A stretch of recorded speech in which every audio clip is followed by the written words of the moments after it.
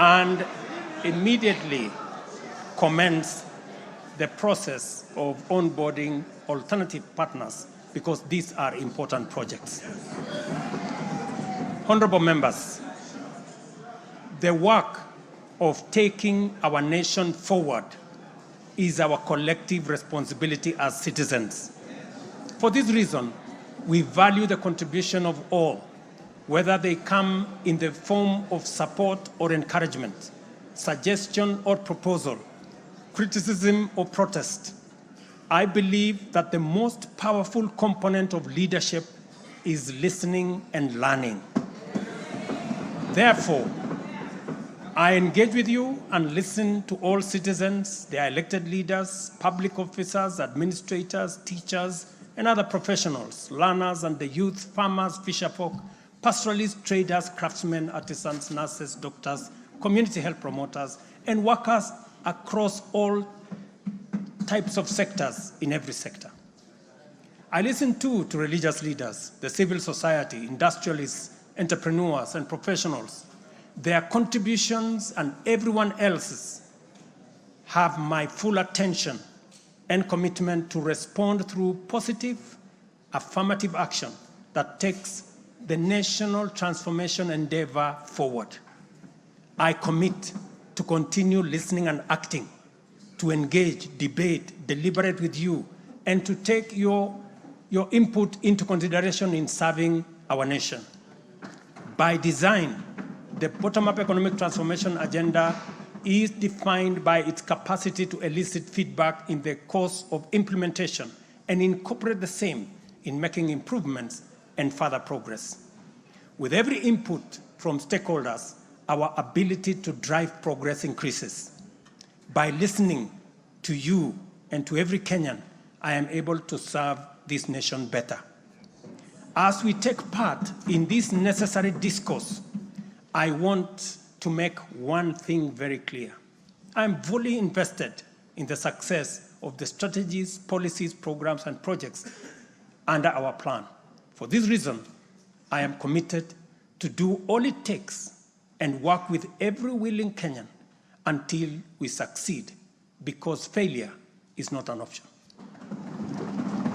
Given the challenges our nation has faced, it has become clear, honorable members, that overcoming these obstacles requires the collective energy, the collective wisdom, ideas, and goodwill of Kenyans of all political, cultural persuasions, religious beliefs, and walks of life. The wisdom of entrenching national unity and inclusivity as a national value in our Constitution is clearly evident. Our diversity is our source of power. And this moment in the history of our nation calls for radical collaboration to transcend our challenges. We do not have the luxury of magnifying our differences. It is time for all of us to pull together and usher the nation into the future of our dreams. With this in mind, I initiated extensive consultations with leaders from across all divides, public and private.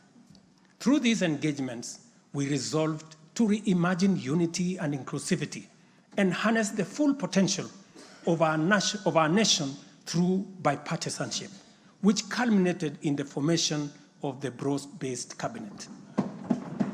The imperative to accommodate the contribution of leaders across the aisle inspired us to constitute the broad-based government, a partnership based on shared purpose and premise on a commitment to bring our national values into action to turbocharge the implementation of the transformation of our nation.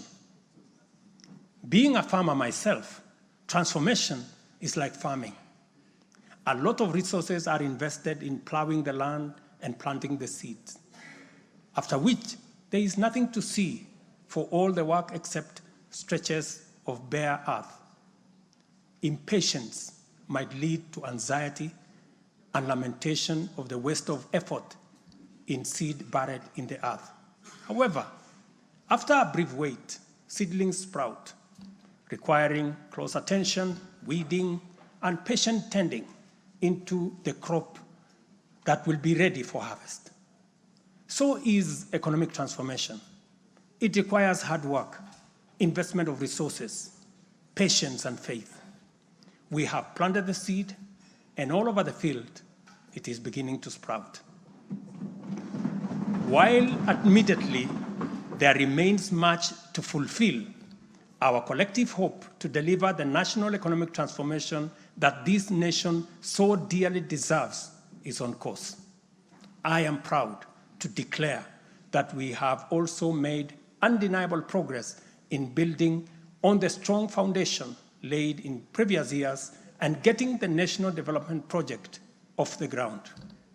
Honorable members, from the reports that I have the honor to table for your consideration and debate, there is reason to be optimistic that our forward march is unstoppable and that our capacity and commitment to live and work by our national values and principles of governance are stronger than ever before. Our nation is a proud member of the international community, making our contributions to the global progress boldly and with great determination. We stand collectively facing the dawn with confidence that our expectations of a bright daylight is not in vain. In summary, honorable members, and all fellow citizens, the state of our nation is resilient. And now, honorable speakers, it is my pleasure to submit to Parliament the following 3 reports as required by the Constitution. Number 1 is the report on all measures taken and progress achieved in the